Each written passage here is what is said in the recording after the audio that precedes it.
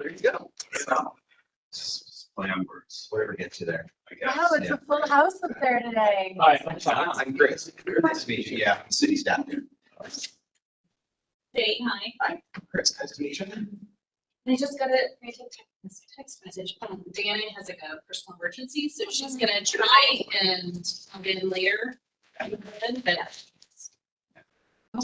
Gotta let somebody know. gotta cancel those things as they come through. Yeah, she has. Oh, that's never fun.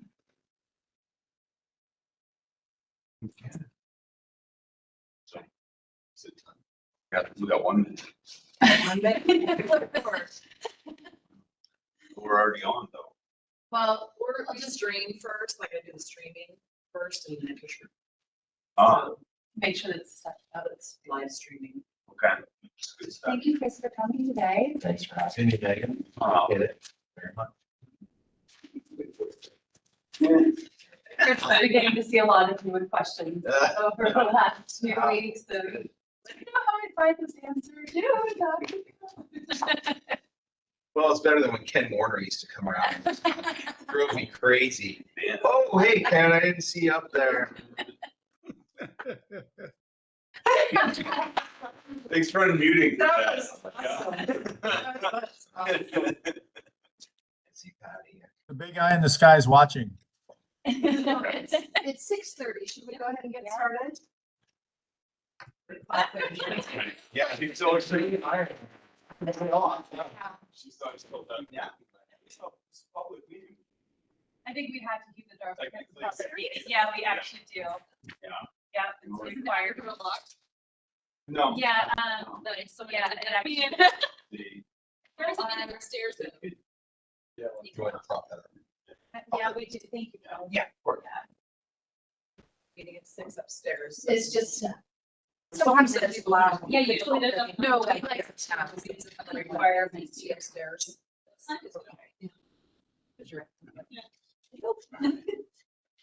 So yeah, that is when they would maybe walk in because there's a meeting upstairs too. It's a busy night. It's a busy night. So let's call this meeting to order. Are we on? Yes, we are. No audio from me. Chris is troubleshooting. Okay. This is Okay, Chris.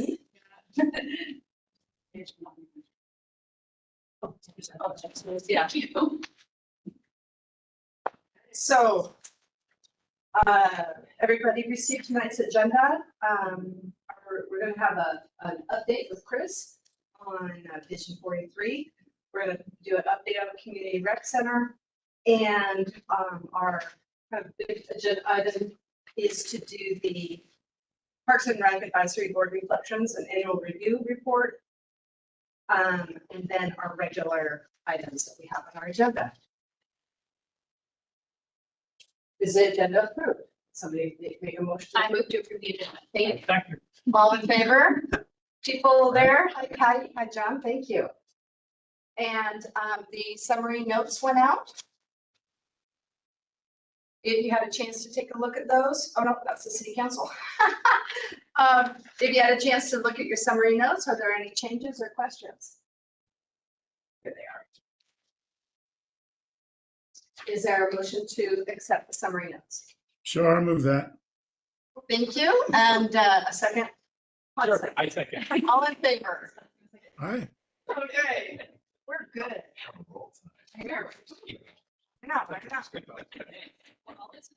So, Chris, Yes. you're our first, no, excuse me, community comments. Do we have anybody on the, I don't see anybody in the room, no? Okay, so I was. There you go. Chris, have you met all of the Parks and Rec Advisory Board? Shall we do a quick round of introductions? Whatever works best for you. I don't want to take up too much of your time. Looks like you guys have a pretty thick agenda, but I do know Ken, obviously, and Patty and I know each other from baseball.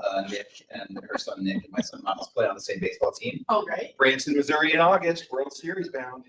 Awesome. Yes.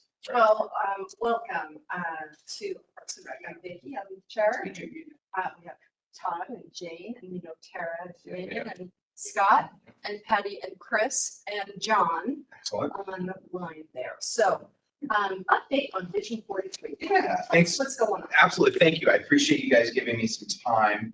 I'll say at the front, I'm happy to come back. Sorry, TM, I was walking in. I'm happy to come back at any time and give you guys updates through the process. Essentially what we have, Vision 43 is going to be a 2-year long project. Council approved $200,000 back in November, and we're really just getting ourselves off the ground. Our webpage and marketing materials are going. MIG is our consulting firm on the project. So let's talk about what that project is. Essentially what we're going to be doing is we're going out to the community and we're looking at what is the community's vision for the Highway 43 corridor. So we'll be doing an analysis of the 3.3 mile stretch of Highway 43, and we'll be looking at evaluating and looking at potential new land uses that would be allowed for Highway 43. And we want to hear what the community thinks should be on 43. What needs to change? What do we love? What do we hate? What do we need to work on? And really get a long-term vision for what we want the corridor of Highway 43 in West Linn to look like and operate like. I think we all know there's challenges down there. It's very auto-centric. It's not very pedestrian friendly. In particular, parks, there are, 4 adjacent parks. There are 3 unnamed open spaces and I think 1 named open space, all within about 500 feet of physically of Highway 43 along that corridor. Some of my early discussions with neighborhood associations and other community advisory groups, we're hearing a consistent theme that better pedestrian connections to our parks from Highway 43 is of interest. So that's already starting to bubble up in my very early conversations. So I'm sensing a theme. So that will obviously play into how I interact with Megan and Tara in the Parks Department, but also with this board.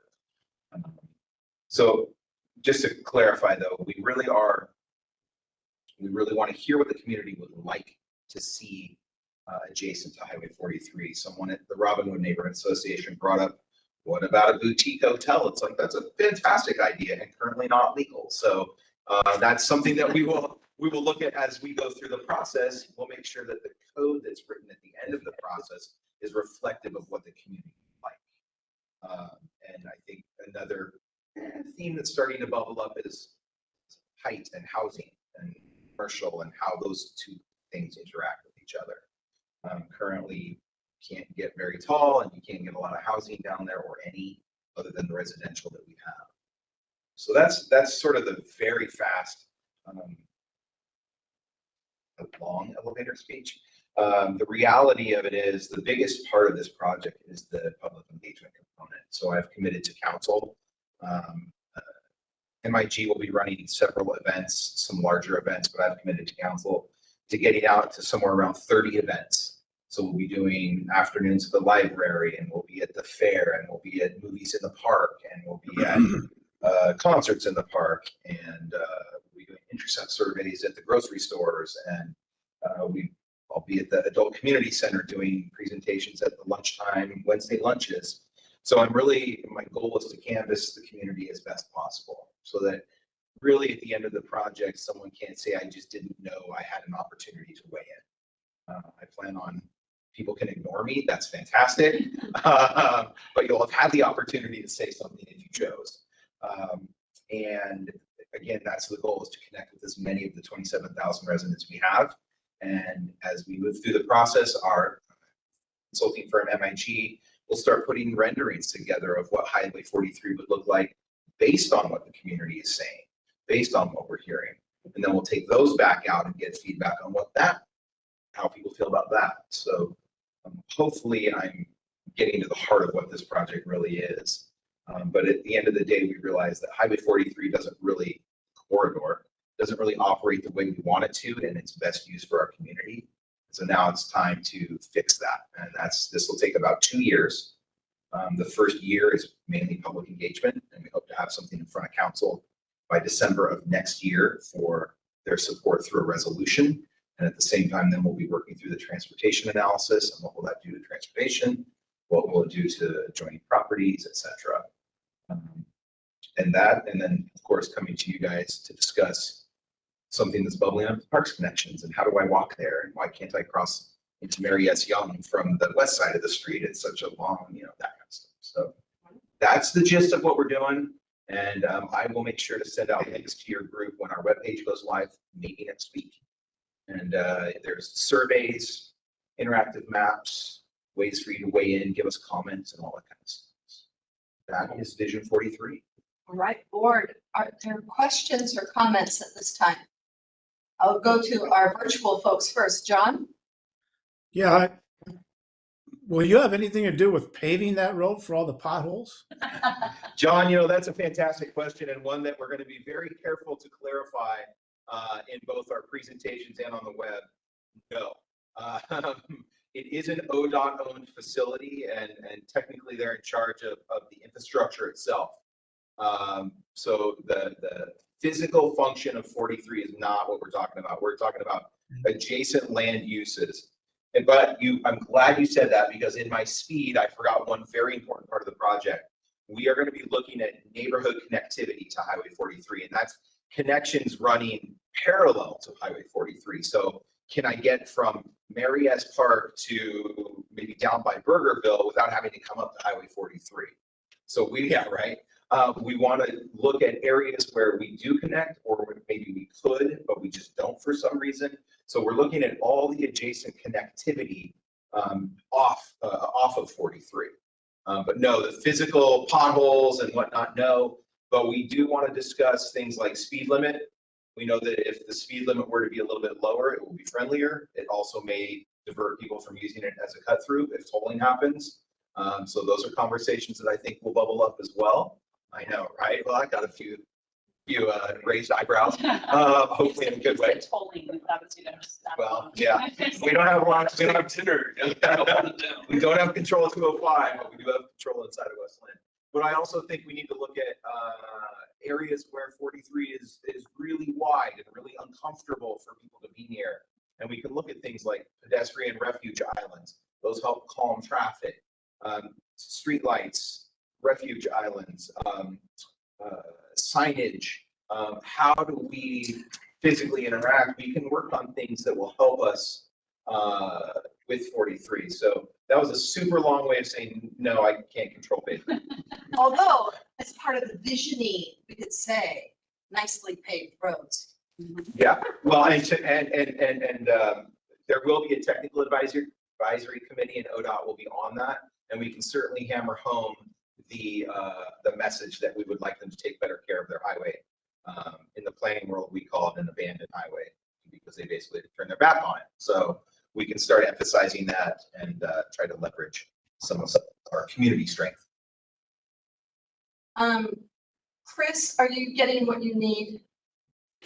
Me? No, I'm sorry, Chris. Yeah, I'm sorry. Every time I log in, I get about 5 minutes of audio and then it stops. And everything tests good at this end, but I can't figure it out. So please bear with me. Thank you. So, Chris, Yes, sir. do you think it's better then that we just not pressure ODOT to try to hand it over to the county, so the county will hand it over to us and like Oswego, and that whole transition of ownership process, or we should not even try to integrate that at all? Ooh, that's a big question, Counselor. That's what I got all the votes for. Yeah, right. My just personally, I think that if we want better control of something, of any space, a property, a highway, the best way to do that is to have ownership of it. That obviously comes with costs, and that can be problematic. But if we really want to control it, if we really want to maybe give it a road diet or try some different things, we're going to have to own it, because ODOT, no offense to anyone who may work for ODOT around here, is typically the agency of no. They don't like change and they want to spend their money elsewhere. And as a community member here as well, I would love it if they would invest a little bit more in 43 to make it better for our community, not for their budget dollar, for the budget that they have. So I like the idea of owning it, but also that comes with a financial burden to the city as well. So I think that's a much larger discussion, policy discussion, but that's personal. I'm sure all of us would like to just start giving you our opinion. Yeah. 43 your project. It is. But as far as the project goes, are there any other questions or comments? Jane? So speaking of ownership, does the city of West Linn actually own all the open spaces and everything else? Because doesn't Mary S. Young, doesn't the state own that? State owns Mary S. We do like a 10-year lease where we manage it, maintain it, et cetera. I think Ken might have just recently signed I think we recently updated that lease. No, not yet. Oh, not yet. My apologies. Megan is in charge of that one now. I was 10, but I got, he gave me the gift. Handed you the gift of Mary S. The open spaces we do. But everything else, we We don't own the adjacent land, yeah. Not necessarily, because then what people drive by and see as open space could be private HOA, not owned by the city. That's But right. Chris is just speaking of ones that we know that are ours along that corridor. That's right. So there could be more, but the ones he spoke of is just what we know that we Yeah. own. That's right. It'd be interesting to see where those exactly. Yeah, and as part of the interactive map, those are called out. So you'll be able to drop pins on them and say, I love that place, or that we own that, that's weird, So you'll be able to give us those comments via an interactive map, but also at all the events, we'll have poster boards up where you can pin and stuff. So. Chris, I'm really excited about your project. I just have a couple of comments. I love that you have 30 events planned for engagement. Yeah. The city, as you know, doesn't have a project management office. Correct. And I think one of the observations I've had over the years is projects are handled pretty discreetly. And I would really like an effort as we go through our recreation center, as we talk about the waterfront projects, the Vision 43, that maybe we do a crosswalk of engagement opportunities and leverage our resources. Yep. So that if you have a booth at Music in the Park, I wouldn't mind sitting right next to you with something on the rec center and waterfront. Have more resources, have more presence. And it might be helpful to have a project plan. Here are the different past steps that you guys are doing in your project. Here are the milestones. Here are the engagement points. We can do the same. Take a look at them. In on our second town hall, one of the criticisms on the rec center, one of the criticisms was, you say there's X number of priorities, but you're only talking about this. How about water? How about streets? How about, and the gentleman I talked to a little bit afterwards said, everything is given in this microcosm. If I could see what the city is doing, I would feel so much comfortable with what the city is doing. Yeah. And so I love and really applaud you are here tonight talking to us before it launches to give us the opportunity to say, let us be one of your advocates and let's, do a crosswalk between our project plans to see what we can do. So you bring up a couple of really good points. And again, I don't want to tear away all your time, but I do want to comment. We just today had a long-range planning coordination meeting where John Floyd, who's doing the waterfront project, and myself and our boss, we are going to be doing coordinated events. So if I'm going to do the library, he'll be at the library. So we're gonna try and capture that engagement together. So yeah, we're going to try and do that. What we haven't done is reach out to other departments like parks. But I'm sure Megan and I will get there. Yeah, and I think the tricky part about our recreational feasibility, so again, our timeline is different. Right. And so at the time when you started to do the summer events that we don't have right now, the city cannot be promoting that if we move forward. No, I just was trying to explain so everybody else understands, because that does make sense. And the city would try to do that, but at that point, we have to hand it off to you all to promote, and we can't be in the same booth. Right. But I didn't know You if bring up everybody good else points. You bring understood up that. really good points. Yeah. But even if it's, Oh, no, just, general anything. projects. Yeah. Well, it's considered staff time. It's also beneficial for us to have cross marketing, even if both members are not there on the project. Mhm. It's great to have what's going on in the city at one booth. Yes. Yeah. Well, and Councilor Irwin gets to hear this multiple times, but the reality of it is we've come to this phase in our society where everything's very passive.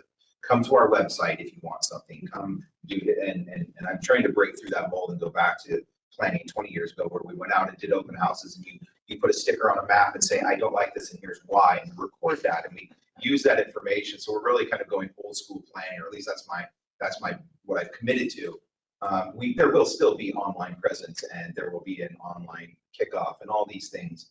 But the reality of it is those 30-ish events are just going to be face to face. I will throw one thing out to the table. I have one volunteer so far. I'm trying to put together 4 living room events. And what those are is a person in the community hosts me and 10 of their friends to sit in their living room or their patio or their garage or wherever at their home and discuss Vision 43. Just chat about it. Now, like a neighborhood gathering. What's that? Like neighborhood gatherings, you know? Yeah. In this case, though, I'm looking for 4 individuals that just host about a group of 10, so we can have a good, robust, multi-hour conversation about it, and kind of stay on the course of Vision 43. So I have one out of Robinwood now, and she's going to host, but I'm looking for others if anyone knows, because again, we're trying to break into an older school mode of communicating, and let's get out of we're in a conference room at City Hall and let's just be community members in a living room having a conversation. So I appreciate that because I know there's a lot of that. Probably internally, it seems like the word is present here somewhere, but to the average community member, it seems like it's in secret, or they don't know, or it's at the whim of the employee, and that's the way it looks. That's the view from the. that's right. And if I self-reflect enough, I know that I use jargon and lingo as part of my job. And when I'm here at work, I'm here at work and I'm in work mode. But sitting in my own house or sitting in someone's living room, I know I can come back to sort of a more human level of conversation about these planning projects and not assume you know everything I'm talking about, but also we can have that back and forth and just be face to face. No offense to those on the big monitor on the wall right now. So I am looking if anyone knows of anyone who's interested or would be interested. We'll make it awesome. Done. I'll send Tara my all my contact info and maybe she can just send it out to the group. I think that's a decent way of getting it. And please contact me with questions or thoughts or theories. And this is a community project. I just happen to be in front of it. So Really appreciate your enthusiasm, Chris. thank you. Appreciate it very much. And I will leave you guys alone. So you can, I wish I had Chris's time to do all that, because I'm like, that is awesome. well, it'll be a little hopping over time. It's like going, I love that, because I'm all for it. Yeah, that's the fun reason I got it. Right? Not lot line adjustments. So, anyway, thank you guys very much. Thank you guys. Good night. Hi, Chris. Really exciting. Yeah. Really exciting. So it's like the only flat area in the whole city. So Community Recreation Center, council meeting outcome and update. Do you want to take that, Megan? I would love to. I would love to. And you can fill in. I was super happy that Vicki was able to come in and give her recommendation to the board or council. Sorry. It went the conversation. I don't know if anybody saw it online. Ken was able to be there to answer questions as well. And we presented essentially the same slide deck with some a couple of tweaks to it than what you had seen. I think the thing that you hadn't seen that we didn't have the data last time we had spoken was what potentially is our outcome with the pie in the sky. We've got the list of what everybody was wanting. And Ken, please interject here as I go through this. What everybody was wanting was having 2 gyms and a walking gym on the inside that we had looked at, which we would all want, having the weight and cardio, group exercise room. And then the piece that was added in there was those other pieces that aren't necessarily like a cost recovery model, but the community spaces that we wanted for teen lounge or like the multi-generational space, we can call that flex to whatever you can program there, as well as potentially a kitchen. And a kitchen, there's different layers to that as well. But if we were looking at it for an emergency center, that's something that's key for it. And how else do we use that for potentially rentals? And so when that came out to be about 55,000 square feet of a building, it's kind of an average size, which is not too big and not too small. And the cost of that was going to be about $51,000 or $1 million to build. 51 million. Operationally, it was going to be 1.9.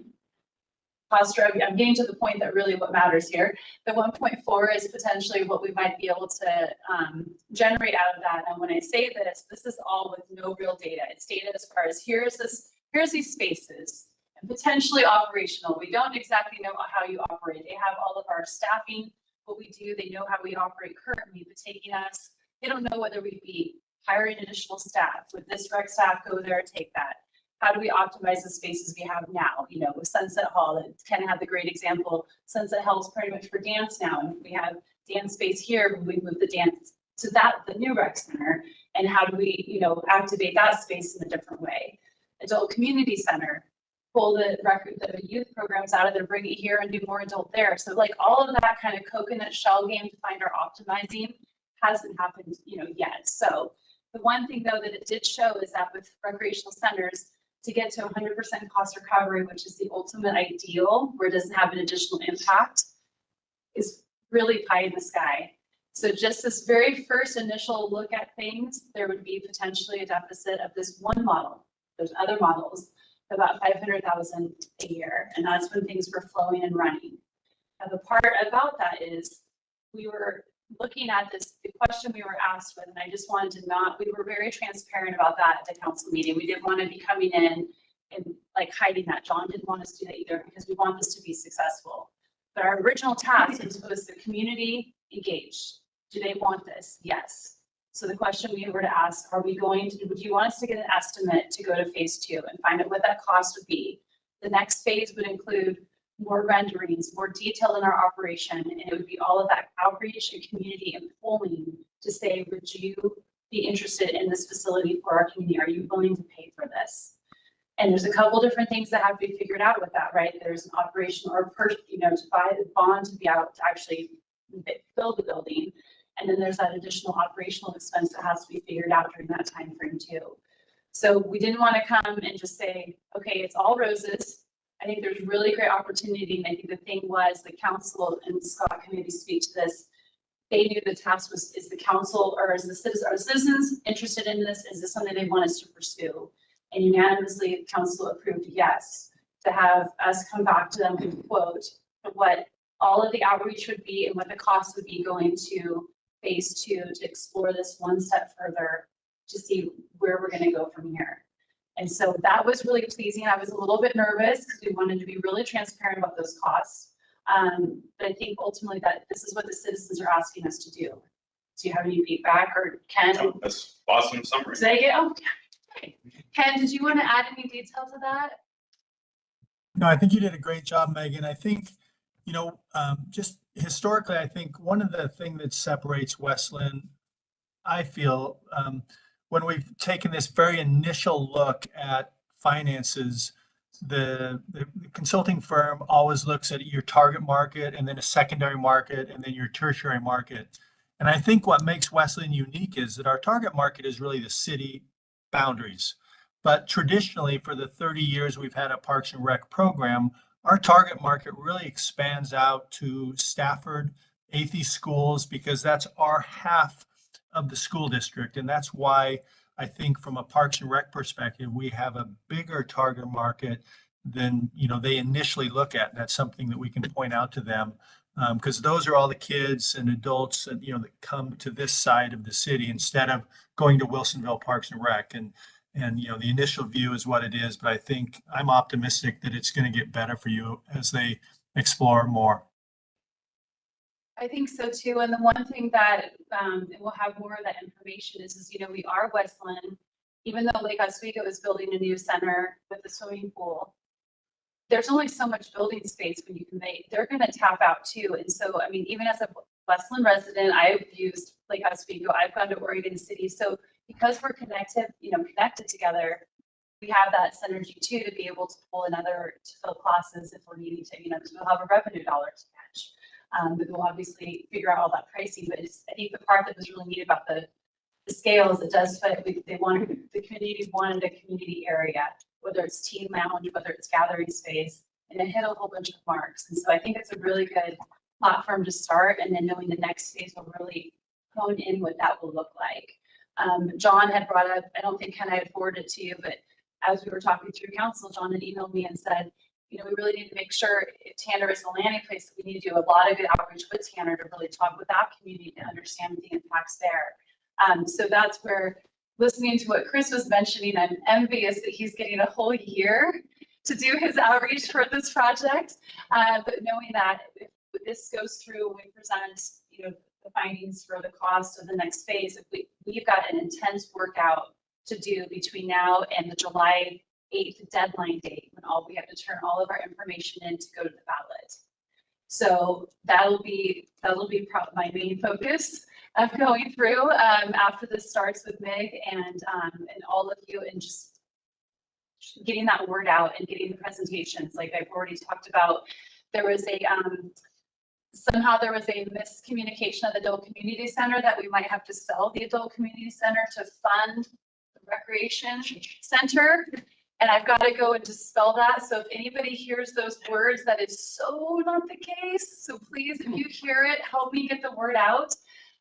So I'm already in my head saying I need to sooner than later take Ryan's slide deck and go talk to the Adult Community Center.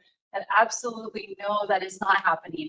But as you are the eyes and the ears of the community on the board, if you hear things like that, or please let us know, because we want to get out ahead of it, because we do have such a short window if this moves forward to really get pulse of the community. And those little things can really derail us in a short amount of time.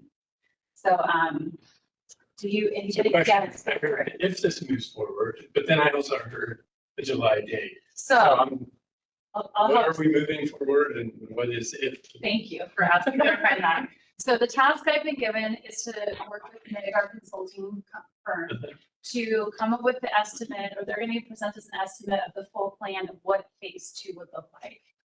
And then in January, I'm hoping on the January 4th meeting, which is a work session, which will convert to a special session, I'll come in before and present to council what this cost is.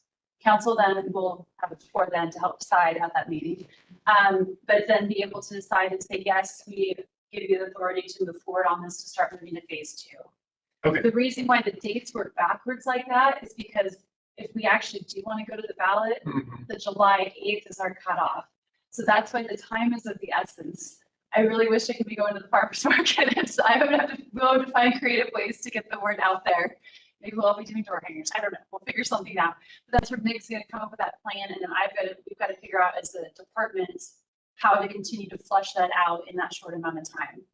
So it'll be a power case. And as everybody knows, when it goes to ballot, the city can no longer say anything. So the resources and tools, online, paper has got to be dialed in for all of you to help if you're supporting it moving forward. So I hope you might be. But we'll find out what council gives us that direction to do. So. Hey, Megan. Yes. Megan, I don't know if you have it in front of you. Do you want me to walk through just kind of what phase 2 looks like really quick so they have an idea? Or you have it looks like? Why don't you go ahead? Because I had the slide deck for, yes, why don't you go ahead and walk through that? That'll be better than the slide because it's boring. Yeah, just so everybody, from a community engagement standpoint, we have steering committee meetings. Again, we have Parks and Rec Advisory Board workshops, community open houses, a couple of city council presentations along the way, and community information materials that will be distributed throughout the time. One of the key pieces there with community engagement is statistically valid voter polling, where, you know, as this moves along, you know, a polling firm will be asking, are you willing to pay this much? Are you willing to pay that much? And really get information for council to make a decision. As they do that, the technical team and analytics will be working on, you know, the site and parking analysis update of the Parker Road site, concept designs, you know, putting the drawings down, operational costs in the plan, revisions above and beyond that initial cost that Megan mentioned, you know, updating capital costs as those start to, you know, go up or down with inflation as you project out to 2025, and then interior and exterior illustrations so that people have a clear understanding of what the building would look like. So that's what phase 2 looks like in a nutshell, in simpler terms. Yeah, and then on top of that, that's what Nick would be doing, and then we figure out what an additional that we can be doing ourselves too. So it's pretty exciting, honestly, especially to see some more of those renderings and to really hone in that cost. So Ken, thank you. I had a list here. I'm like, oh, yeah, he's checked it. He's checked it. Good job. Thank you.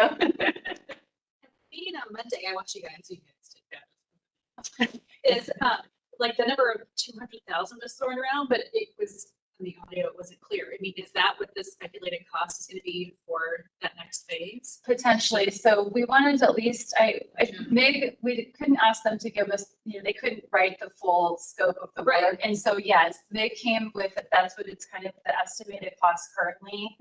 That just looking at it is going to be about 200,000 to get to that through that phase 2.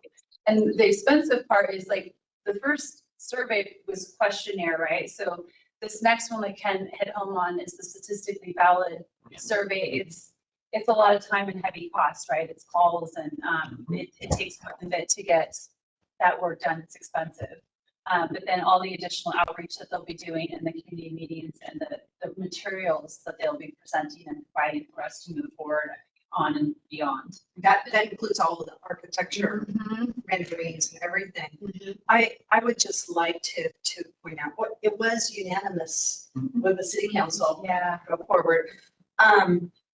In their proposal for the next stage, can we make sure that we have, that they provide graphic designer for communications? Yep. That they actually produce an executive summary. They have failed that on almost every project they've done for the Parks Department. Because we have not gotten, here's a big, huge, long 90-page thing, but the 7-page executive summary, when they're done, that we can actually use would be great. Some nice marketing. Actually using photos where people are like, oh, that's not a stock photo. That's a kid from the community. Yeah, I mean, We it's, can work with them on that. Ken has every single meeting with MIG has asked for more visuals, more of that look, every single meeting. And it's been, I think, slow to emerge. And so I really want to be clear with that. And then I just want to make sure that Parks and Rec Advisory Board has a very active and vocal role in this process. And, we need to be looking at their plan and is this going to make sense for our community? And that's. And I think in the marketing materials too, that representation matters, that we shouldn't only show that just because there's a white community that only white people welcome in the. Yeah.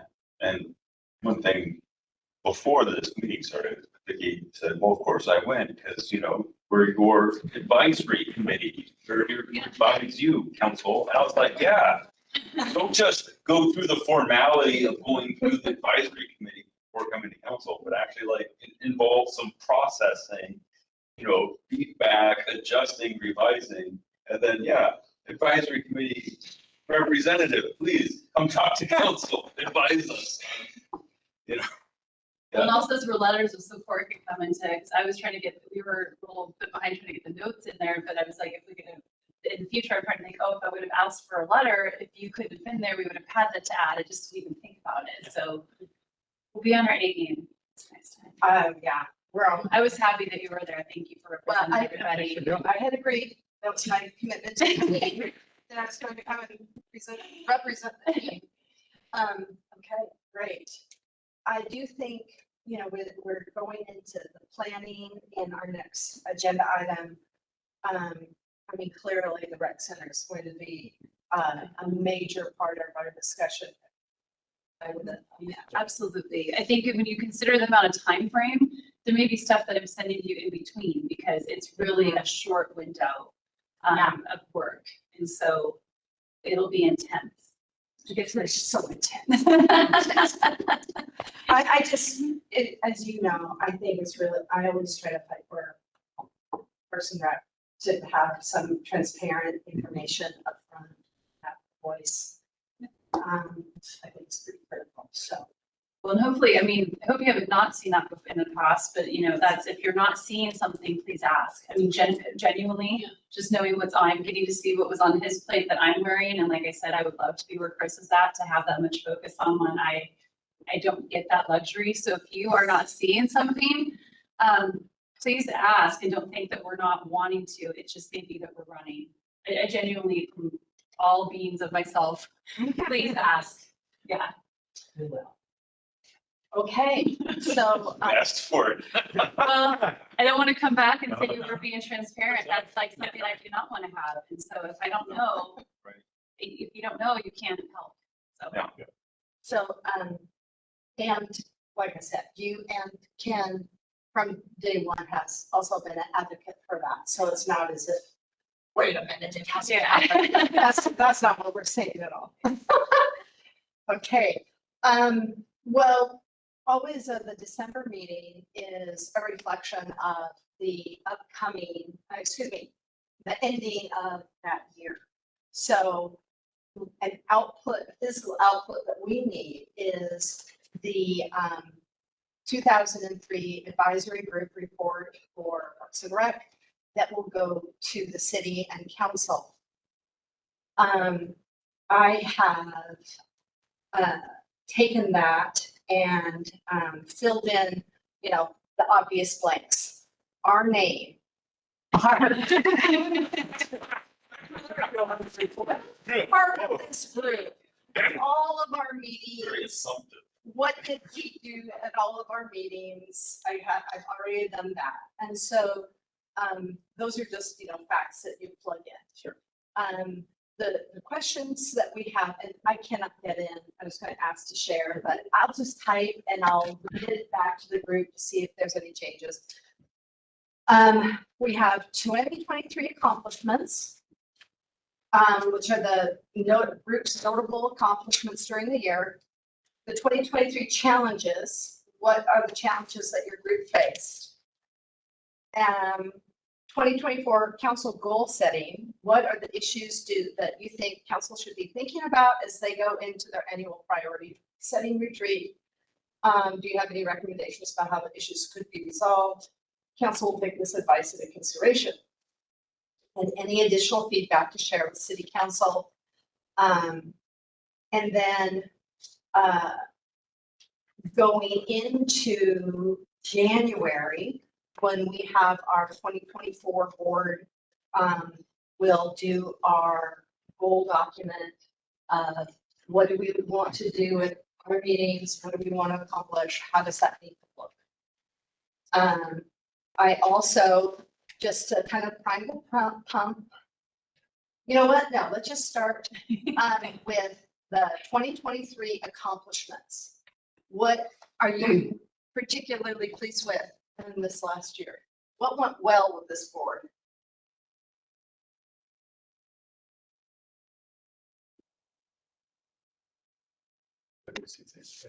Well, I'll jump in. Please. So I went back through my notes and a couple things that jumped out. You're sitting right here, so you can say, yes, it did. Was, you know, I think this was early in the year, Diane was new, and we were talking about onboarding. And, you know, we had that whole onboard, how do we get somebody in, get them integrated, making sure they're feeling part of the team, the board, and that sort of thing. And I thought we did a good job in doing that. And I don't know if you. Yes, I feel like you were right to me, yes. Yeah, you know, it was, you know, making this, how do I say, atmosphere where people. Very much so. Were welcomed and could be a part of it, whether that's community coming in and talking with us, you know, the whole professional, interested, participate, all those sorts of things. I thought the group continues to do a good job. So that was one of the ones there.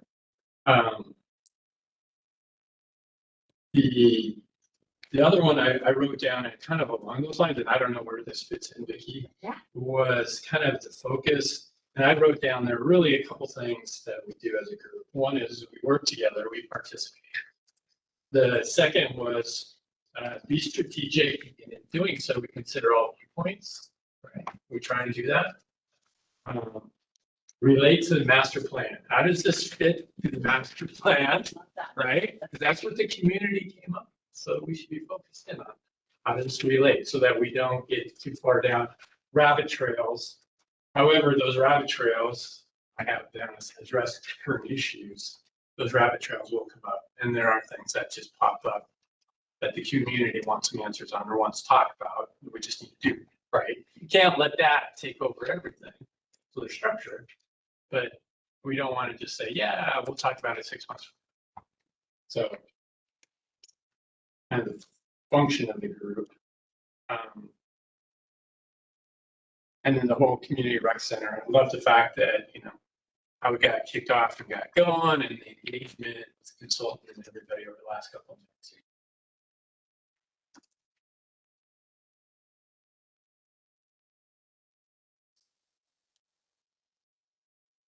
I will say, even though I came in behind Ken, it was very easy and welcoming to come in and talk with all of you. I know that was my job, but it doesn't always have to be easy. And I've been a part of other boards that is not always that way. So kudos to all of you and thank you for being that way, genuinely. Great. We love you. I'm not running away. Thank you for coming with your thoughts so well prepared. I really appreciate that. Other people on accomplishments of the board this year. Vicky, I've got one. I don't know quite how to word it, but I don't want the board to take credit for the changes with the pickleball courts at Tanner Creek, but I think we did at least at the city council to take it seriously. And I know the city manager took action, and I'd like to think the advisory board's recommendations based on community input had some effect in affecting at least some initial steps. Right.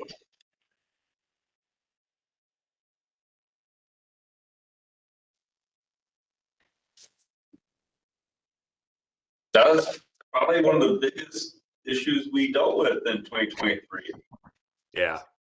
Not surprised. That was a steamy meeting. And, I'll just piggyback on that. I personally think that the board demonstrated empathy for pickleball players or the residents who are impacted by the noise and really looked for some compromise instead of just, oh, people are complaining. It's easy. That's the lazy way of doing something. There was serious consideration and empathy. Yeah, it's a health issue to be impacted by it. Yeah. Yeah, well said, Vicky. I think that's kind of what I was trying to get. What we weren't necessarily taking a side, but we maybe at least found a way towards some middle ground, addressing or at least acknowledging the needs and interests of both sides of this very contentious issue.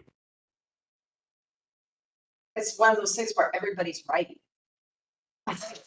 It is true though. Everybody's right and there's not a clear path.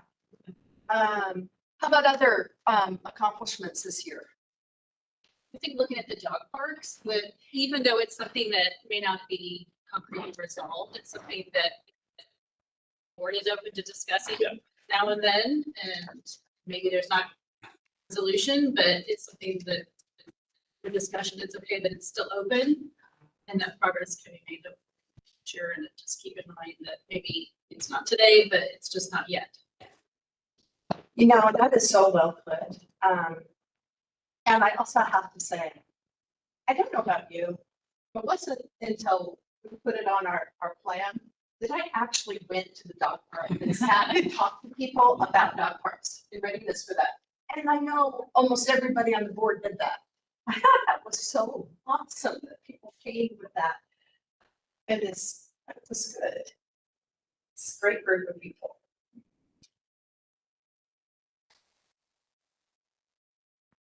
Well, I would say when it comes to the dogs, I spend a lot of time, as you know, at Marriott Young, but I'm not a dog owner. My brothers and sisters all have dogs, but not something that works with my family because of some allergies. But the bottom line is the people that are most concerned about things being okay in the park and on the trails and in the community are dog owners. And so not as a dog owner, you're right, Vicki, it's really good to sit and talk with those people and see what they're concerned about. The people that are most concerned about dogs off leash are people that have their dog on a leash, because that creates a tremendous problem, a problem that I never knew about till I started talking with dog owners on trails. And I spend a lot of time still doing that now.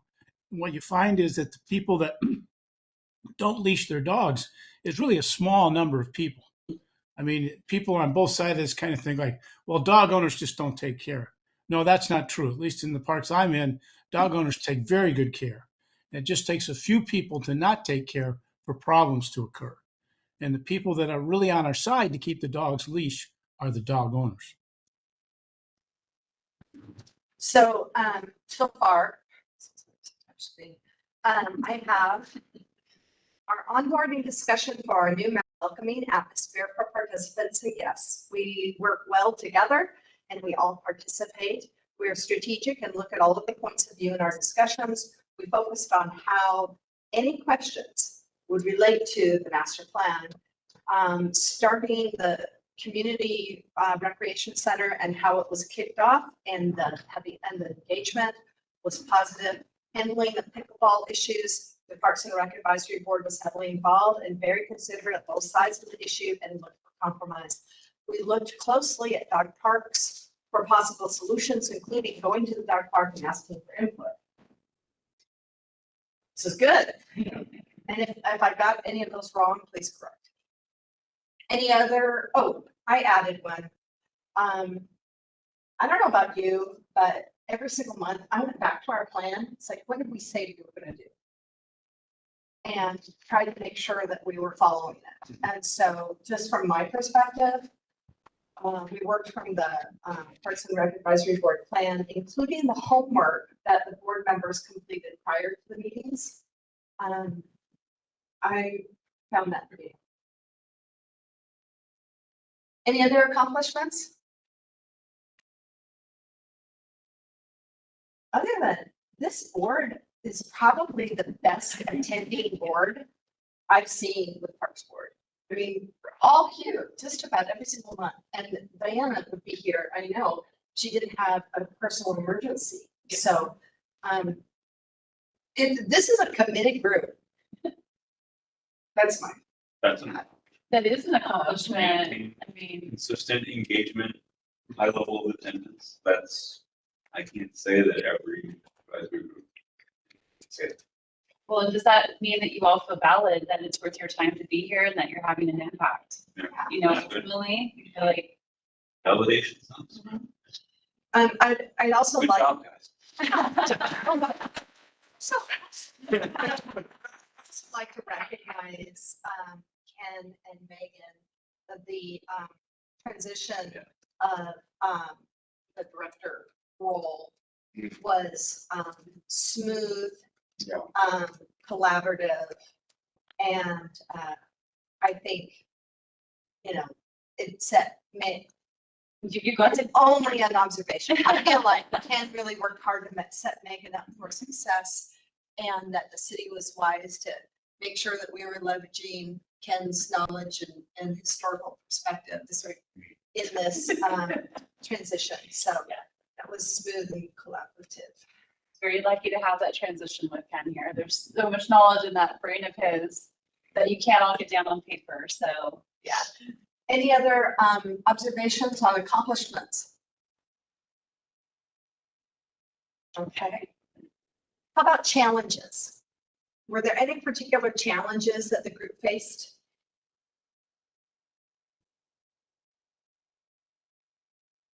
No, it was a good year. I think so. We've seen a lot worse years. Oh, golly, yes. Just so I'm looking at last year's challenges. A pickleball, uncertainty of Oppenlander is a risk. McLean House transition will be a challenge. And so along those lines, I think the only real challenge I see is an incredibly small timeline for the rec center. To think that all of the work and agreement and everything's going to be done by June is extremely aggressive. And I think, you know, I'm not going to say it's an issue, but I will say it's a risk. I think one thing is, we have on the meeting plan for the year and stuff, the budget is mentioned a couple times just for April and May. And I think instead of getting just the budget lines, which we've only had like 10 budget lines, that's, you know, something more comprehensive. So we know that if the adult community center needs to overtake something at Sunset Hall and that kind of thing, where is this money coming from? And how can it be shifted appropriately? And what all of our great experience had to helping you figure out how to work with that. I do think that to mitigate this risk, we should have a contingency plan if we don't have all the ducks in a row by June. And I'm not saying, Oh, yeah, and that's exactly, council, and we will all have that, right? Like, Yeah. will it be what? Yeah. Yeah, I mean, we'll have our information completed at that point, but that doesn't mean that it'll be decided to move forward from there, correct? Right, am I Ken and, right?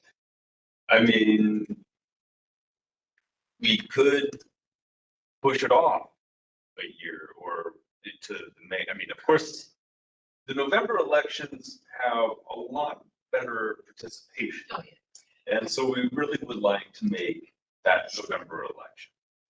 Otherwise, then really we're looking at 2026, you know, and that's the thing is then, like, as Ken had pointed out, kind of hit that 10-year mark since we had the aquatic center ballot measure. And then construction costs aren't going to go down, as we've learned. They don't ever do that.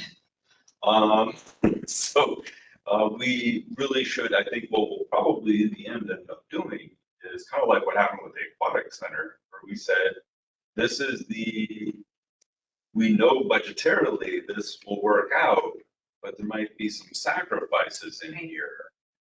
And I think the tricky part is to come up with these variants, because with the aquatic center, it was like, what do you want? Something super awesome or just cool? And I think we need to do a better job of saying, look, it's this or that. Yeah, this would be a little bit more expensive and we might have to juggle the budget a little bit more, but we'll get a little bit more out of it. yeah, If we're willing to sacrifice this or that, and that's going to be the tough call for this advisory board, is to say, where are the sacrifices? Where budgetarily does it make good sense? So I'm not sure if anyone here is a finance person, but definitely going to want a little bit of that mindset coming in the next few months here. For yeah. sure. And I'm certainly not suggesting that we change the dates. All I'm saying is, you know, good project management. If you have a risk identified, at least have a contingency plan so you don't end up doing something that's not set up for success. Yeah, And part of that, I think, is a little more, maybe as it moves along, understanding of once you pick a date, you know, as Scott said, November's a key. There's also some other things, though. What else is on the ballot in November or this May? Outdated polling can be critical. If you wait another year, you know, you may have to spend another 30,000 to do new polling. So, you know, I think that's part of that plan that you're talking about, that even justifying why we're doing it in November, and, you know, you can't just bump it out necessarily 6 months. I mean, it's an option, but I think there are some pitfalls of doing that potentially down the road. I agree. I think this is the time when at least with me inheriting it, this is the time I would be given, so, you know. Yeah. Oh, I gotta run. I mean, so it's very focused and there's a lot of interest. Well, we So, just got a lot of interest, right, on the Yeah. first polling, so we Yeah. gotta optimize that too. But I do, actually, I really appreciate Vicki bringing that up though, because that is, also in my head is, we do this and what do we do, you know, what happens if it doesn't go, or what, you know, we're gonna learn a lot, I think, regardless from this. We're gonna hear what the community's wanting. It might even impact how we decide the program, what are the partnerships we may have. So there's gonna be a lot of learning that goes through this whole process. I mean, I think we even did just with what we've already gotten, the amount of adults activities that people are looking for. you know, just that alone was information. So, yeah. So, how about, Ken, did you have something? I'm sorry, Ken? I was just gonna say one thing. I know that as the Parks and Rec Board wants to be, heavily involved and have a complete understanding of everything that's happening, you might think about picking some dates down the road just a little bit where you can even have virtual meetings more than once a month, even if it's just to pass along documents and explain where you're at, Megan, with the consulting team. So people can just see things. It doesn't mean things can be changed, but they're at least in the loop.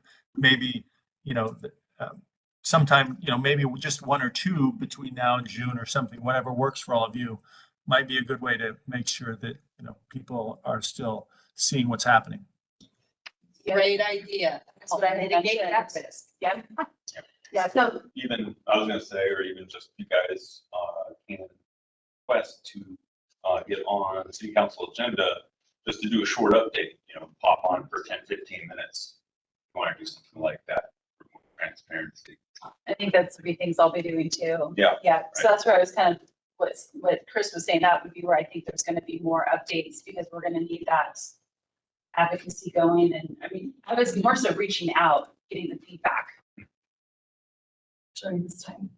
so, for input into the 2024 council goal setting, I put rec center, project management, and I put Scott's Parks and Rec Advisory Board, City Council agenda updates, and virtual meetings and email for Parks PRAB. And then I just added our big thing that we really wanted to push this year, that I don't think we got as great of progress as we could have, were the Go Bond projects in Willamette. We have the non-motorized boat launch going, and we want to stay on that, but that whole waterfront planning that we identified as our #1 focus for 2023, there are a lot of issues with that. And it's easy to let that go along the wayside. We have a Go Bond. This is Go Bond project money that was set aside, and it was a really important part of our planning. And so I want to make sure that in the council goal setting, that's not forgotten. And I know that the non-motorized boat project is well underway, and is progressing. But that whole, waterfront planning piece is sticky, and I recognize it's not anybody's fault or failure. There are lots of issues with that project, but let's not let it go. That's okay. And the other things that you really want to stay focused on as we look at 2024 goal setting, specifically advising the council, city council, to keep in front of them. So we have the rec center, we have completing those Go Bond projects, not forgetting about them, don't forget about them. Okay. They won't be able to, because we're doing a whole Go Bond and presentation of updates and what that looks like, outreach to the community. So that's coming. Ken's been helping me with this since he's got the brains of what's occurred. And so the city itself is working on a kind of a route. How are we going to show this strategically, right? So what we've done, so then when we ask for more, show them we're able to get these things. Do you think that there's that we should mention something about more collaborative project management? I mean, it's like Chris Myers was here talking about, their efforts. We have how many projects with MIG? Are we truly leveraging what we're doing and spending? It just seems like everything is so separate because we don't have a city project manager. Yeah. So I don't know, as this is information to the council, what they should be thinking about.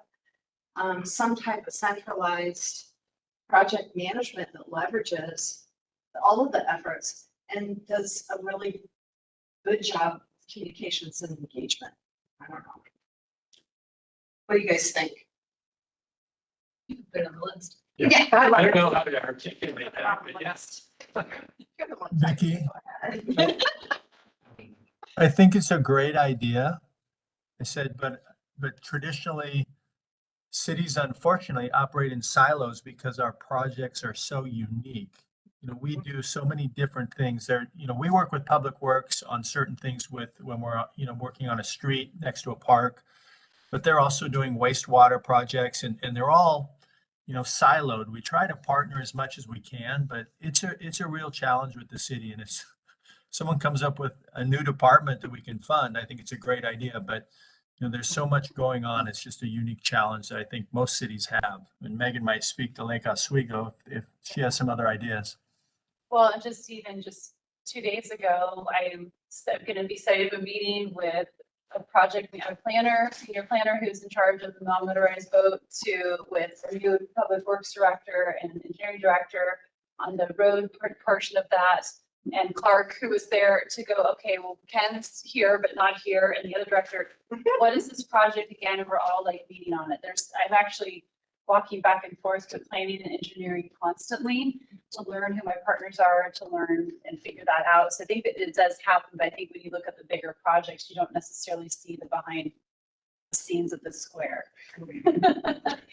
And I think that's super important, for you to be doing that. I'm kind of thinking of what Vicky was saying, how do you kind of work that into this group? And having an awareness to say, oh yeah, how might that affect our recreation stuff? Or is there some sort of association? I kind of go back to the McLean House and the Historic Society and us and, making sure that there's communication as that starts to roll out into its new future. Well, you just made me think, well, for a challenge for 2020 is not losing sight of these other things, such as the non-motorized launch and what is the future of the house, how is that? And not letting the recreation center just like overshadow all that stuff. Because all of that can just sit there. Yeah. We want to make sure that a good amount of thought is going toward all these other things. My world. Yeah. I don't get to choose. I think that's one thing to the point where Ken, if anybody's listening from LO, you're awesome. But their director has 5 direct reports. They also have 2 project planners. And so it's me, Tara, and Jen. Yeah. And then the staff doing this. So again, that's where I asked that point of, you feel like you're not hearing something, please ask, because those are all the things we're talking about the rec center, but I'm dealing with a non-motorized boat. I'm dealing with a lot line adjustment that's supposed to have a trail. I'm dealing with, meeting all the groups. And so wanting to make sure, that's my biggest worry. I told Ken, it's not feeling like I'm able to give you all that you're wanting, keeping in mind what we're trying to accomplish. Well, it's like keeping that in mind. Coming from a larger agency, I was like, holy my, So a great appreciation for what Ken has been juggling. And it's not excuses, it's just more like wanting to make sure that we can set the expectation to not fail you. Genuinely, Well, I'd like to add something that we've said, it was in the master plan as well, that Westland Parks and Rec Department, the scope of activities and projects far exceeds the staff provided. That's a challenge, I think, that we have to continue to, I've worked with several cities, and this is the smallest staff I've ever seen. Parks and Rec. It is just amazing to me. So I think that we should keep that on the challenges. I honestly don't know how the staff does it. You do it every year. They're amazing. I think, and one thing with that is we're working on self-promoting that too, so people can see the things that we're doing. I'm gonna have to find a car. Ken's probably like, yeah, right. Good luck, Megan. How do you find time to do that? Yeah. I'm trying to find that carve out piece because that's how we're gonna build that awareness versus just thinking something may not be getting that. So that support from you all is very helpful. It's not like a woe is me story. It's like, okay, how do we optimize what we have and leverage it? Just like you mentioned with the other departments, how do we leverage that the best to be able to get the most out of it? I mean, as Tara, we were talking a lot about it and Jen. Yeah. So, well, I wrote it as Westland Parks and Rec staff manages many activities, acreage and projects with an extremely small staff. And I think that that should be recognized as a challenge. Call them a mighty. And then, you got that in the newspaper, mighty. Staff. Okay, any other significant goals that you want to recognize, or do you have any feedback for city council? I can leave the room. No, You keep like- going up to these and engaging that the way you do. Oh, okay. So it's I mean, actually you good. can shut up. No, I mean, not having the time to kind of follow how this all fits in and just having you here to give the perspective of the board or, you know, what's next or whatever is very valuable. So thanks. Thank you for showing up. The last person. Someone's giving me a hard time about it. I was like, dude, well, yeah, but yeah, So I'd like to be engaged. Thank you. Our council liaison, Scott Irwin, is a positive member. Bomb. The bomb. The total bomb. I would also, I have feedback, I would also provide feedback that I think our mayor and the council has been extremely open and supportive. Especially compared to prior councils, just to recognize that they seem to be open and listening. I don't know. How what do you feel? Yes. Just Skip it.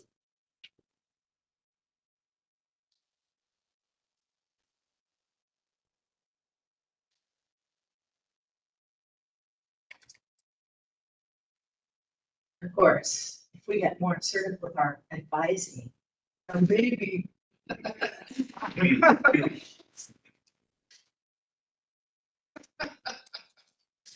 Okay,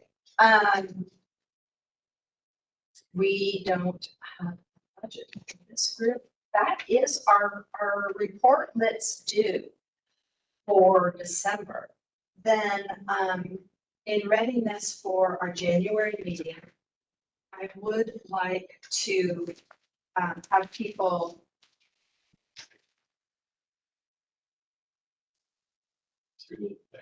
go through the plan and specifically if, and some of this is you know, like review the introduction, review some of the text to make sure that it's relevant. If we need to update it, start thinking about what we want to identify in our meeting discussions. And Tara, if you could take on the major events and change the dates and don't know really on that. And then the 4.0, the 2003 analysis. We actually spent a lot of work on that at the beginning of the year. I would like to update it, but I think so many of these are long term that I read through it. It's like still kind of up there on the board. Yeah. So, but we at least need to review it.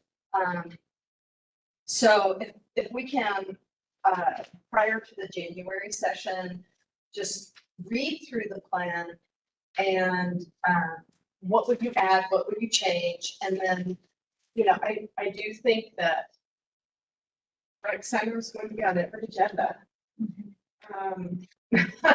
At least through June or July. And then what are the other important things? We did commit to talking about dogs. Park resources for dogs, I think is how we call it. And we should decide when we want to do that. What do we really want to execute? I think a big part of it is, this is what we identified at our last big discussion. And then maybe I can work with Megan to just, what has been done since then? so that we don't start fresh. It's just like, let's look at this as an update to what we had advised prior. Okay. Does that work? Okay. Awesome. Were there any other things that you wanted to make sure were in this report that we haven't covered?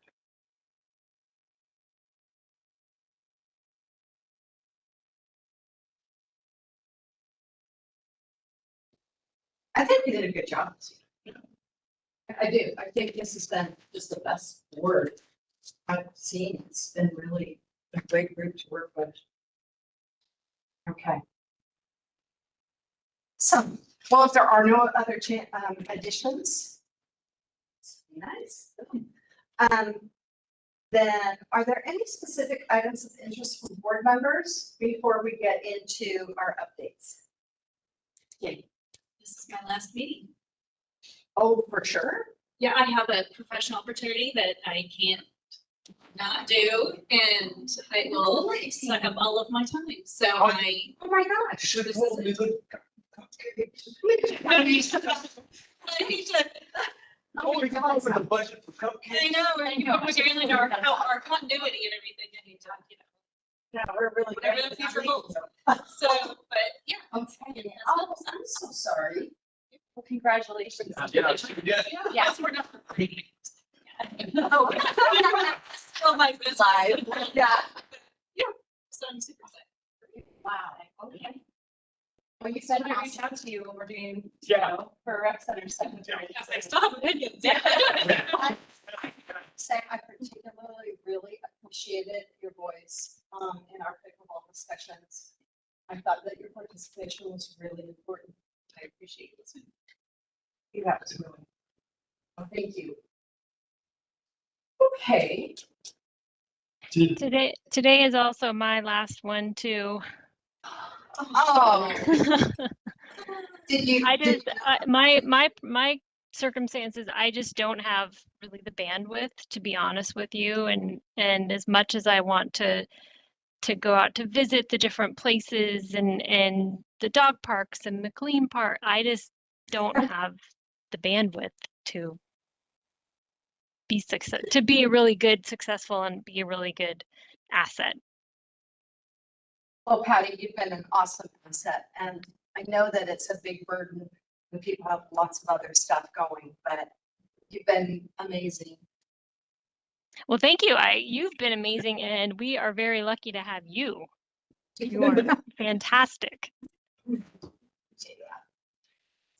Well, on that note, I don't know if everybody heard, but there was 8 applicants for the Parks Board. So I was in my mind going, are they unhappy, or they were unhappy, or they just didn't know that how great we are and they want to be a part of what's going on. So I think that's coming up at the next council meeting. I don't know if that is, but It's not easy. I just sent in my recommendations to the mayor earlier, and there are people who applied for like, I want to be on 4 different things. Oh, we can't do that. And it's like, how do I? yeah. And I was like, this took me way too much effort to try to figure out who would be best where. And I'm like, that was good. I don't know. Hopefully whoever's new does just as good as you two, and really helps keep the strong board going. So be ready to welcome some new members and keep chugging along for 2020. I think it's a huge positive compliment to you all that people really want to be involved in this board. I mean, I was super happy to see that amount of engagement. So that's really a testament to you guys of what you're doing and wanting to be involved in the community. So Actually, when I first got involved with the city, got on assistant advisory groups, this was one of them. And I learned, well, I just had to become a city councilor, and then I could be a member of any. There you go. That I wanted to be a part of. Very good. It's a very long path to get here. Well, we're glad you're here. Okay, all right. One quick question, with the high water, did we have any damage or any weird? I think we were very lucky as far as private property goes, but yes, you saw flooding everywhere. Yeah. Yeah. Did you hear of anything in particular? We didn't. Okay. No. See where the kids were able to release their salmon babies Yeah. today. And all of them made it back to the schools. I mean, our swale worked at Mary's Young Park. Yeah. It held water. Right. It's great. There were big trees and debris floating down your Tualatin. Yeah. During the rains. It's like, oh my gosh, look at this one. I mean, some of you at Tualatin, and they're just They're massive. huge trees, and you could hear the trees along the river falling in from the Peace Mountainside. Gee. Oh my gosh, it was very dramatic. I was in Seaside, so by that time it was really wet. Megan, just hope those keep floating, otherwise it costs you $2,000 to $4,000 a tree. True. Yeah. It was Oh, very nice, touch me good. They do, they're expensive. Oh, oh my God. Oh, yeah, that's at a minimum. Wow. Yeah. They get caught under one of our docks or bridges. Yeah, Hey. it's good. Yeah. Every tree that came down, Ken, I was thinking, you're gonna end up messed up at Willamette Park. Anyway, so, events and rec updates, 'tis the season of many Yes, events. I know, lots of holidays events going on. So since our last meeting, so we had the Holiday Bazaar at the Adult Community Center. Tiffany and Nicole ran that for 2 days. They had about 42 vendors all weekend. I mean, just well attended. Everybody was happy, paid items, so it's great. Lions were there doing burgers and stuff. I think you guys all got mailed out the winter spring brochure. Hopefully you got to your mailbox. Registration's open for that. We've had a lot of enrollment so far in the last couple of weeks. We did have tree lighting and a sweater run, light parade. Tree lighting, we had about probably over 600 participants, Oh, wow. which seemed a little low for us. Usually we feel like there's more people, but there was duck game and some big events going on that night also. So we had kind of a smaller turnout, but it was great. For my first time experiencing the whole thing, it did not feel like that at all. There was people, this building was filled with people and there was so much joy. It was really great to see. It was great. Yeah.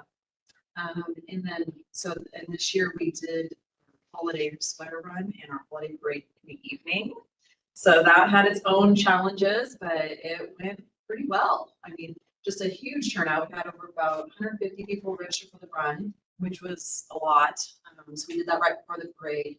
Parade started at 5, and we had, I think we had like 13, 14 people in the parade. So yeah, all lit up. It's great.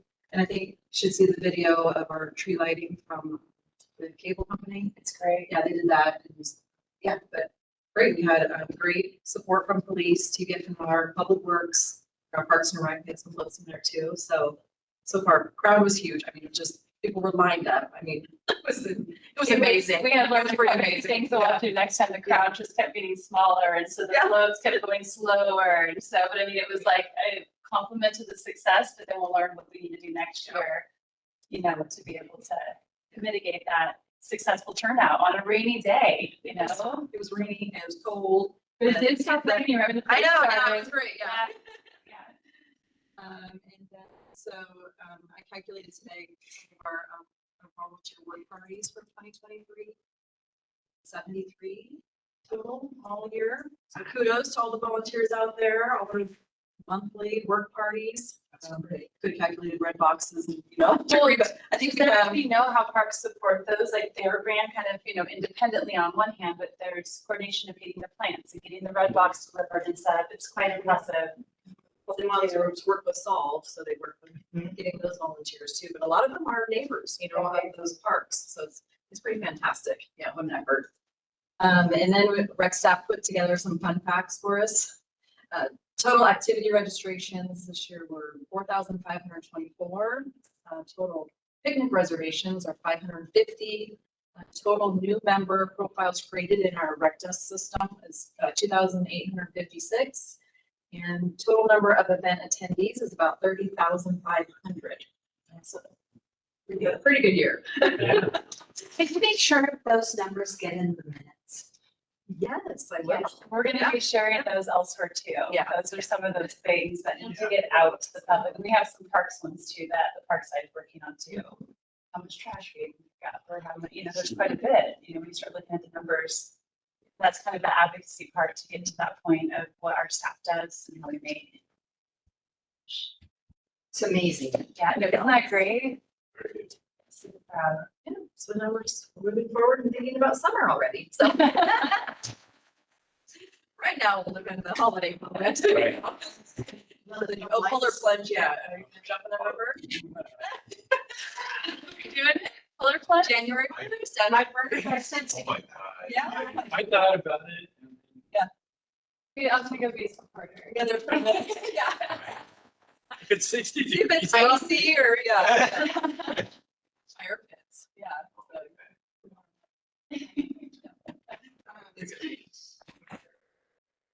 So, yeah. Yeah. The lights on One Post Drive and Willamette are crazy, but I love them. I don't, I'm in the Willamette neighborhood, so it's just feels like a Christmas event is going on all the time. It's just wonderful.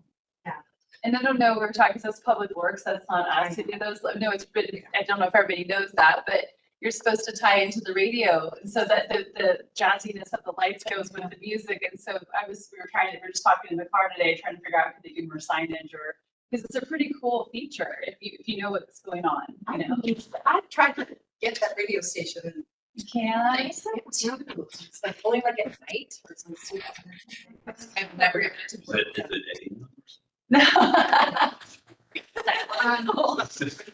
any? I know that December is, closing with a lot of the projects. In our January meeting will be a really robust meeting on project update. But do you have some things to share with us? Definitely. Well, the parks crew is just in still triage of working on cleanup for getting things kind of regrouping for getting ready for spring. They've been taking hazard trees down to the parks, getting this permitted and removed, dealing with still leaf cleanup. I was quite proud that the crew was able to do a lot of work, and we did coordination with PD for the officers ceremony today. So to be a part of that was really special and honoring. And so they were doing just a lot of that buttoning up work and kind of cleaning things up through the season. As a department, we are working, Jen and Tara and myself are going to be working with the full staff, looking kind of like our plan for the whole summer, looking what resources we have internally. Maybe there's some knowledge that we're missing, and kind of setting our kind of strategic plan for the year, how we're operating moving forward. So I'm quite excited about that. As far as big projects that are going on, I think it's a little bit of what I said before, but the non-motorized boat launch, the consultants are working on that, getting at 30% documents to be able to apply for a grant in the future. The historic city hall is coming on. I know it's not your purview, but it does tie into some of the other buildings and recreational programming that we're doing. The historic city hall will be going to council in Monday to be able to get approved to move forward on that contract. But something that we're looking at with all of those buildings that kind of started that, with the Playhouse sitting vacant at the moment, we're looking at our opportunities of what we can do with that facility as far as department goes, as far as the historical portion of it, as part of the groups that are still interested in it, including the library.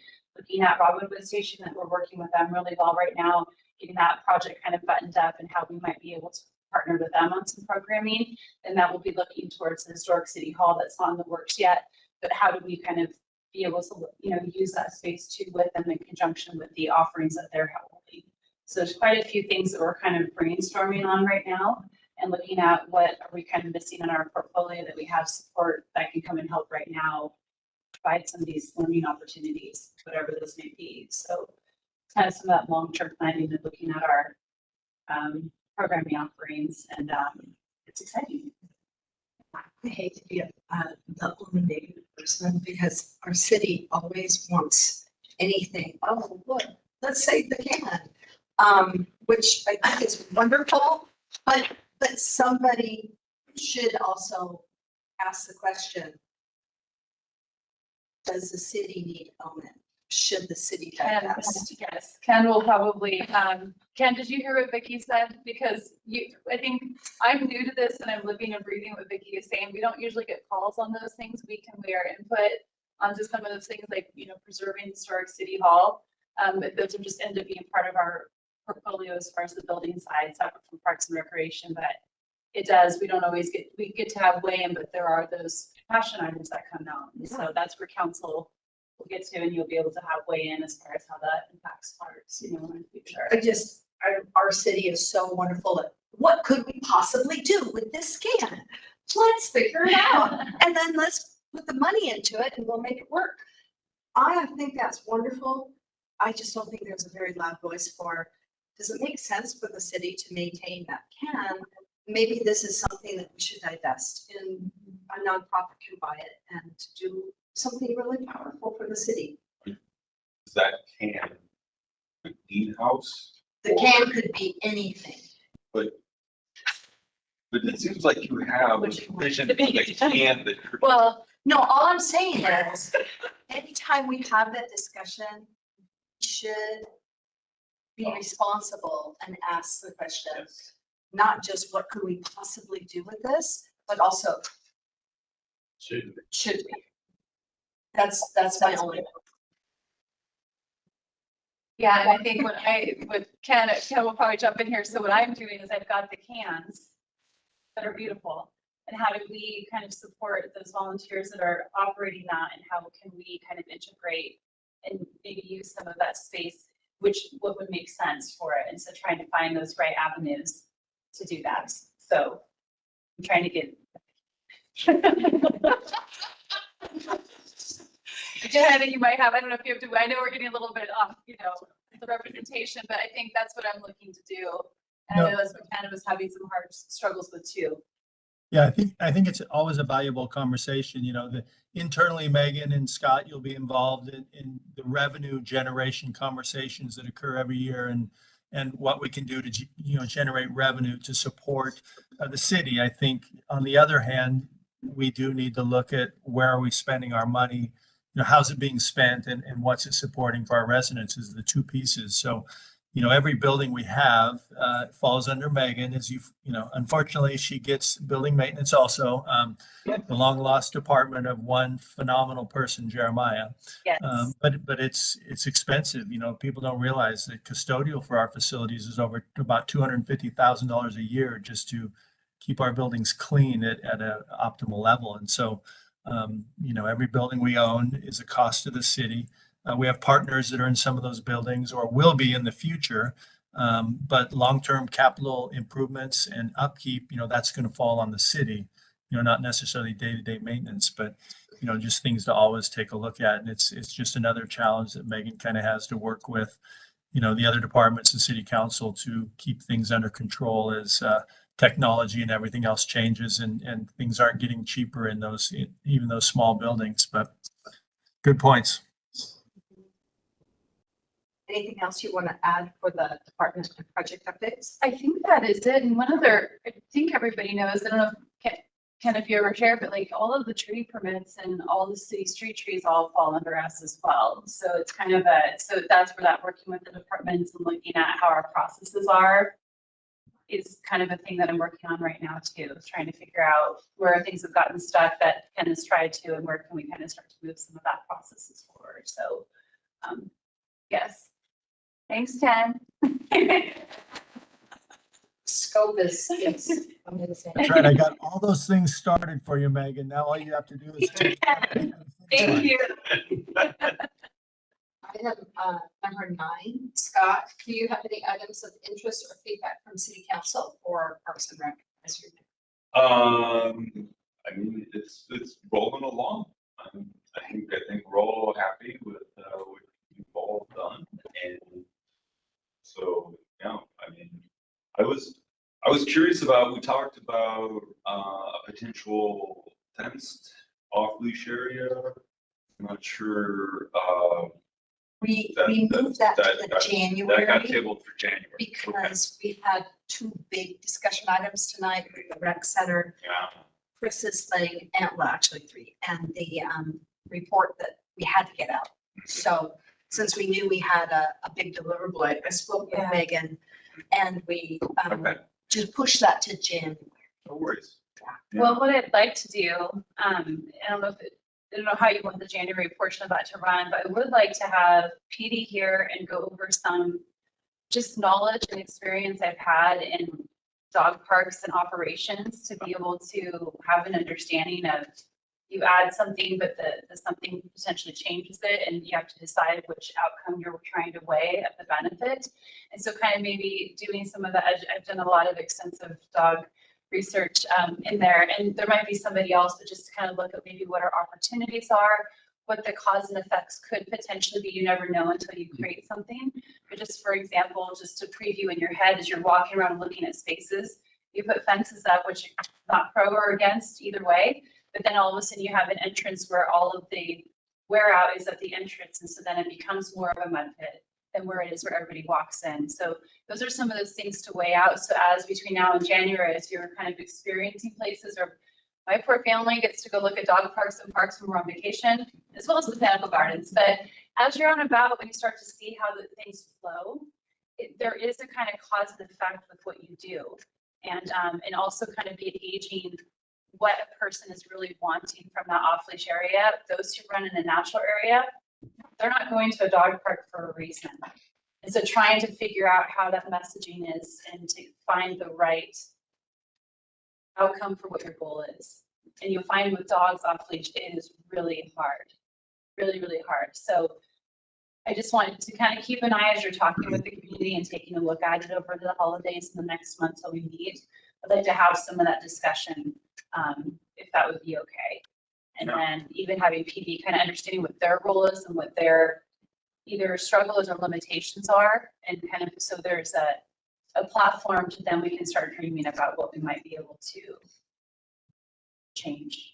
I think in the January meeting, we should plan for probably a 2-hour meeting, because we have dog park, the Parks and Rec advisory goal document, a robust project planning discussion, new member orientation. And so we have a very robust January meeting. And it will help a lot. No. How about if I toss this out? If you all could look at the goal document and send me your thoughts, I can start roughing that out so then we can kind of work on finalizing it instead of starting from scratch.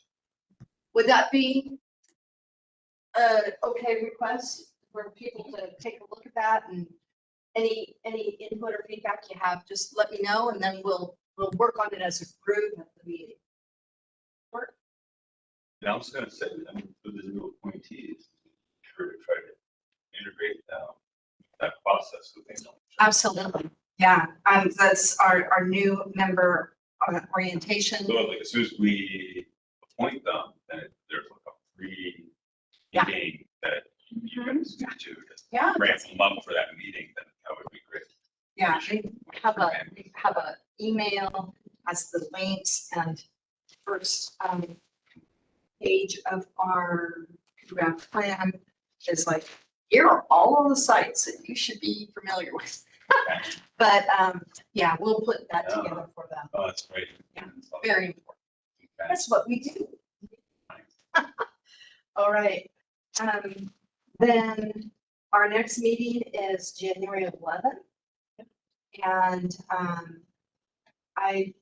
unless there are other things, I'd like to recognize the amazing contributions of Ken Warner again to our city and our parks and our people. Thank you so much, Ken. I don't know what your involvement is starting in January, but I want to make sure you know that we really appreciate everything you've done. Thanks, Vicki. I think I didn't get reappointed by council for January either, I don't think. I think my time's coming to an end. I'm gonna have a great meeting with Megan next week. I'll be back in town. And I think she's running out of questions, and she can always call me in the future, but this will probably be my last Parks and Rec Advisory Board meeting. And I want to thank all of you. Some of you I've worked with for, I think the least is 2 years. Some of you 10 plus. It's been a pleasure. It's always great working with citizens of our community. I was just thinking, Megan, and I'll throw out one last line that you can work on. As I look at Patty and John, you know, and all the volunteers we have in our community, the reason that we have so many successful programs, baseball, soccer, you know, volunteers, Adopt a Park, is those people that have a vested interest in an activity or a park in their neighborhood. So I think the key to a dog park is to somehow set up a dog park club where you can have set up a board of some type. They govern themselves in a way, they volunteer, they help. Overwhelming, as you know, there's just great maintenance issues with fenced areas or even non-fenced areas that are very popular. So I don't know how you get there, Megan, but I just thought of that. Create a dog park league of some type. I love it. I actually did have one in LO. For a little while, they didn't want to do a lot of work, but they were one educating and letting us know. So, Yeah, but it's still finding your friends out there though, genuinely, and you never know where you might find a great partnership. So, Like I say, I don't have a path to get there, but I think somehow. yeah. Thank you, everybody. Everybody have a great rest of your Take care. holiday and Happy New Year.